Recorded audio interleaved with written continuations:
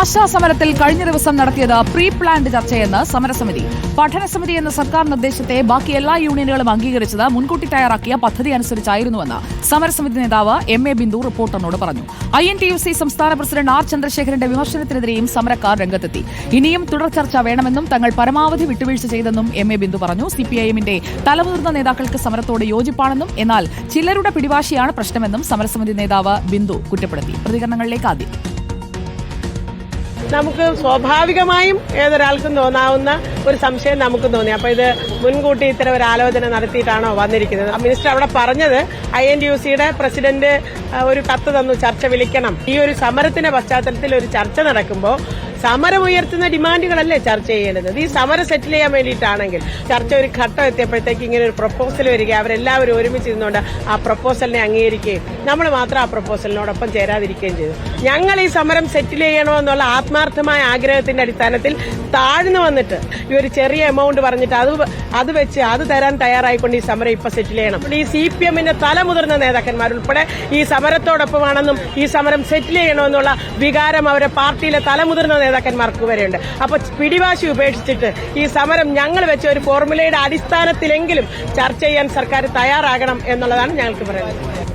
ആദിൽ പാലോട് നമുക്കൊപ്പം. ആദിൽ പാലോട്, നേരത്തെ തീരുമാനമെടുത്ത് യൂണിയനുകളുടെ കൂടി സമ്മതത്തോടു കൂടി നടന്ന ഒരു പ്രീ പ്ലാൻഡ് ചർച്ചയെന്ന ഗുരുതരമായ ആരോപണമാണ് ഇപ്പോൾ സമരസമിതി മുന്നോട്ട് വെക്കുന്നത്. അവർ ഈ ചർച്ചയിൽ തൃപ്തരല്ല എന്ന് മാത്രമല്ല, തങ്ങളുടെ നിബന്ധനകൾ അത് സർക്കാർ അംഗീകരിക്കണം എന്ന നിലപാടിൽ ഉറച്ചു നിൽക്കുകയുമാണ്. ഉറപ്പായും അതെ. ഞാനിപ്പോൾ ആശാസമര വേദിയിലാണുള്ളത്.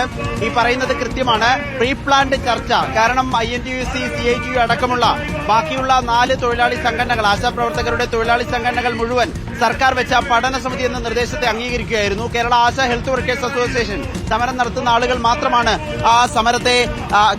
ആ പ്രപ്പോസൽ വേണ്ട, ഒരു പഠനസമിതിയെ നിയോഗിക്കുന്നത് അംഗീകരിക്കില്ല എന്ന നിലപാടിലേക്ക് പോയത്. അതുകൊണ്ട് തന്നെ മുൻകൂട്ടി ഒരു പദ്ധതി തയ്യാറാക്കിയാണ് കഴിഞ്ഞ ദിവസം ആരോഗ്യമന്ത്രി യോഗം വിളിച്ചത് എന്ന് കൃത്യമായി തന്നെ പറയുകയാണ് ആശാ പ്രവർത്തകർ. എം.എ. ബിന്ദുവിന്റെ പ്രതികരണം അതായിരുന്നു. ഒപ്പം തന്നെ INTUC കഴിഞ്ഞ ദിവസം പറഞ്ഞിരുന്നു, റിപ്പോർട്ടർ TVക്ക് നൽകി തന്നെ ആർ. ചന്ദ്രശേഖരൻ പ്രതികരണം നൽകിയിരുന്നു. ഈ തരത്തിൽ ഇത്രയും സർക്കാർ താഴേക്ക് വന്നിട്ടും സമരം അവസാനിപ്പിക്കാൻ തയ്യാറാകാത്തതിൽ പ്രതിഷേധമുണ്ട് എന്നതായിരുന്നു പ്രതികരണം. സർക്കാരിന് ചെയ്യാൻ പറ്റുന്ന പരമാവധി കാര്യം ഈ സാമ്പത്തിക കാര്യങ്ങളായതിനാൽ ഒരു സമിതി കൂടിയേ ഒരു തീരുമാനത്തിലേക്ക് എത്താൻ കഴിയുന്നു എന്നുള്ളത് ന്യായമായ കാര്യമാണ് സർക്കാരിനെ സംബന്ധിച്ചിടത്തോളം. അതുകൊണ്ട് തന്നെ അക്കാര്യത്തിൽ സർക്കാർ പറയുന്നത് കേൾക്കുകയാണ് സമരക്കാർ വേണ്ടത് എന്നതായിരുന്നു ചന്ദ്രശേഖരന്റെ പ്രതികരണം. ആ പ്രതികരണത്തിൽ പക്ഷേ അതിനെതിരെയും സമരക്കാർ ഇപ്പോൾ രംഗത്തെത്തിയിരിക്കുകയാണ്. പരമാവധി വിട്ടുവീഴ്ച ചെയ്തു. ഇപ്പോൾ പറയുന്ന പ്രധാനപ്പെട്ട ഒരു പ്രപ്പോസൽ 3000 രൂപ വർദ്ധിപ്പിച്ച് നൽകണം. അങ്ങനെ 10,000 രൂപ 7,000-ൽ നിന്നും 10,000-ലേക്ക് ഓണറേറിയം വർദ്ധിപ്പിക്കണം. അതിനുശേഷം ഈ പഠനസമിതി പഠനം നടത്തി വിരമിക്കലാനുകൂല്യവും ഓണറേറിയം പിന്നീടുള്ള വർധനയും ഒക്കെ നടത്തട്ടെ. ആ നിലയിൽ തുടർ ചർച്ച വേണം എന്നുള്ളതാണ് സമരക്കാരുടെ ആവശ്യം. തുടർ ചർച്ചയ്ക്കായി NHM-നെ സമീപിച്ചിട്ടുമുണ്ട് സമരക്കാർ.